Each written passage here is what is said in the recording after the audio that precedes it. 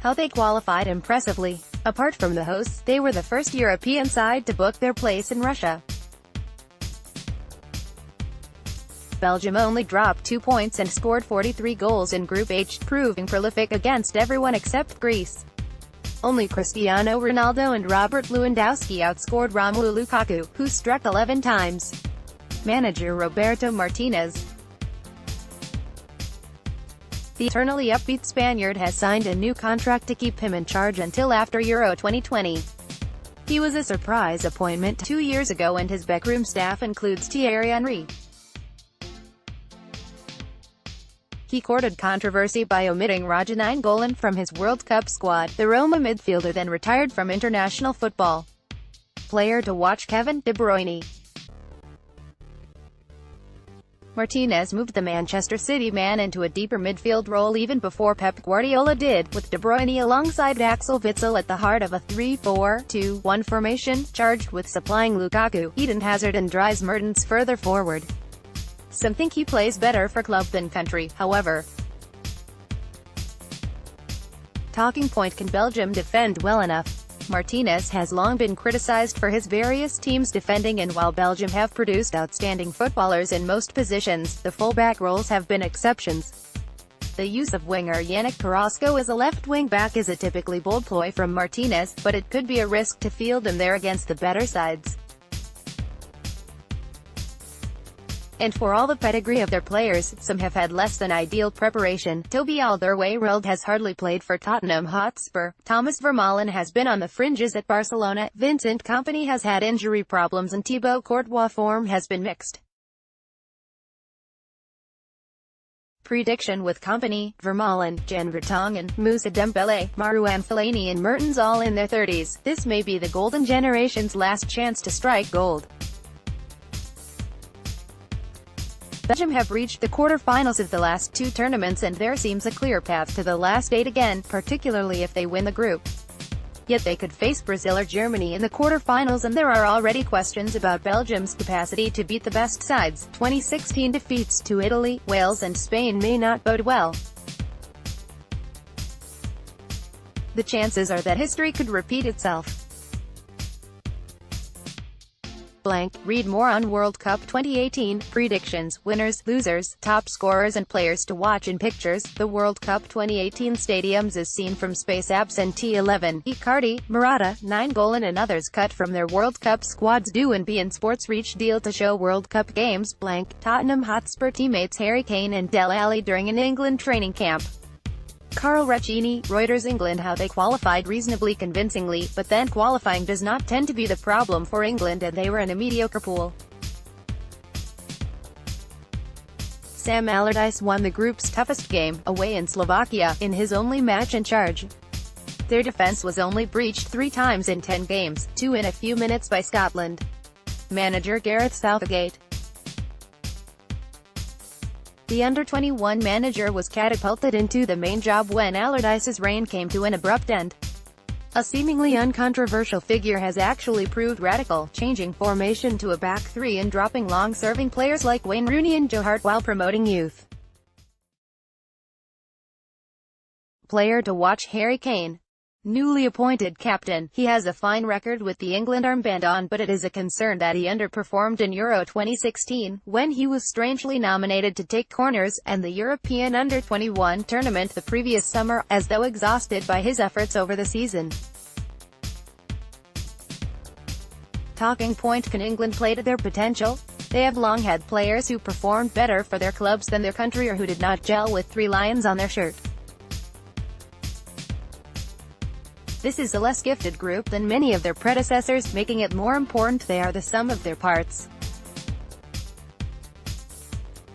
Yet Dele Alli and Raheem Sterling are 2 with a far better scoring record in domestic than international football, while the fact Southgate has fast-tracked others who are in form at club level, such as Trent Alexander-Arnold and Ruben Loftus-Cheek, means England have to ensure they can replicate their Premier League performances.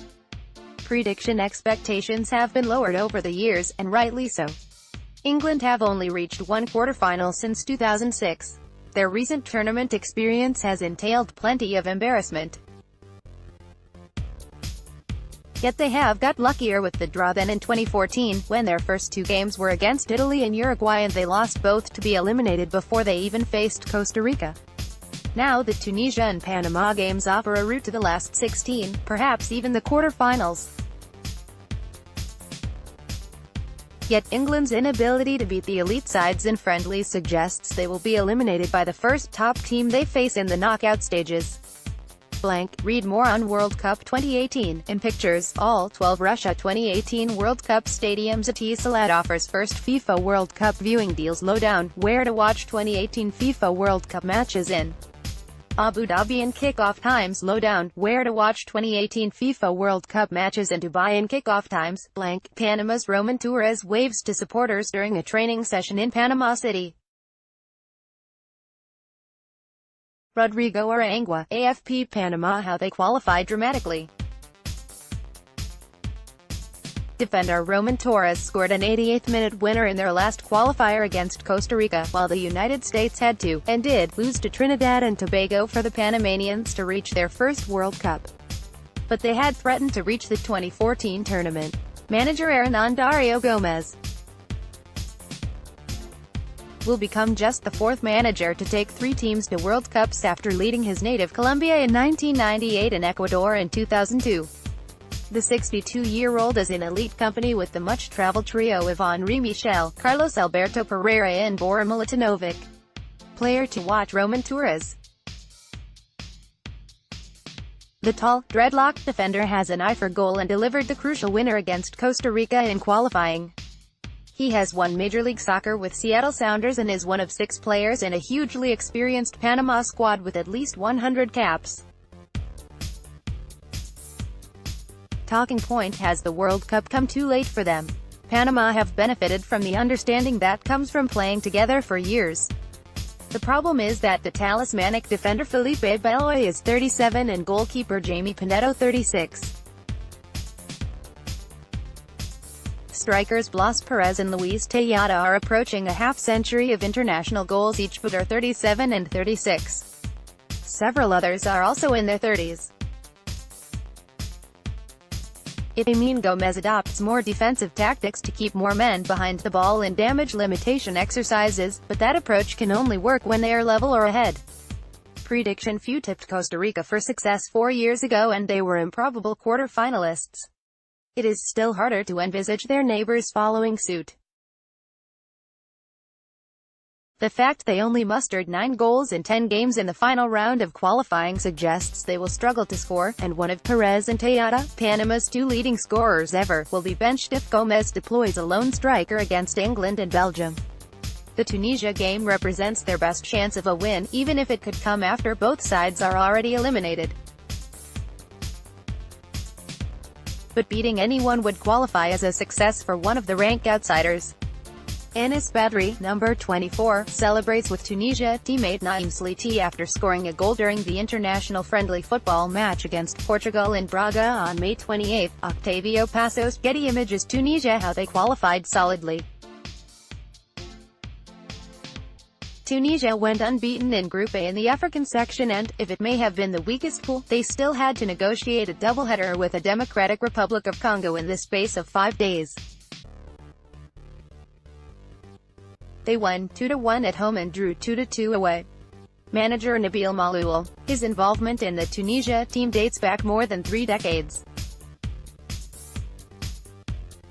He won 74 caps as a player, appearing in the 1988 Olympics, and was Roger Lemmer's assistant in the 2006 World Cup. An African Champions League winner as manager, he is in his 2nd stint in charge. Player to watch: Ayman Mathlouthi. The captain was named the best goalkeeper in the 2015 Africa Cup of Nations. A loyalist, spent 15 years playing for Etoile du Sahel before leaving for Saudi Arabia in Al Bayt earlier this year. But at 33, he may be just past his best. Talking point: how will Tunisia cope without Youssouf Mzakni? The midfielder scored a hat-trick against Guinea in qualifying and has been prolific both for AS Tunis in his homeland and Lequia and Al Duhail in Qatar. But he suffered a cruciate ligament injury in April and should not recover in time. It places an extra creative burden on Naeem Sliti and Wabi Khazri, who are likely to take the roles on the flanks. Main striker Taha Yassin Kennisi has so far been more prolific in club football than for his country. That may also have to change. Prediction: this is Tunisia's first World Cup since 2006, and it is fair to say they have scarcely excelled at each of their last three, taking a solitary point in each. They have won only one World Cup game, their first, against Mexico, in 1978, when they recorded Africa's inaugural victory.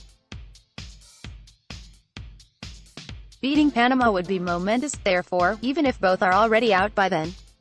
While Malou has used the Tunisian diaspora to bring in some France-born players, they look one of the least talented squads in Russia. Reaching the last 16, therefore, would be a huge feat. Group G overview: on paper, it looks perhaps the easiest group to call. Belgium look the strongest side, followed by England, then Tunisia and then Panama.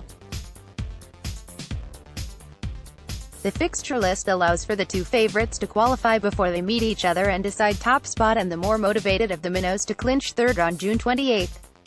Yet, football is not always that predictable. The June 18th game between Tunisia and England may be the best chance for the script to change. Even a draw could keep the Africans' hopes alive going into the final round of games.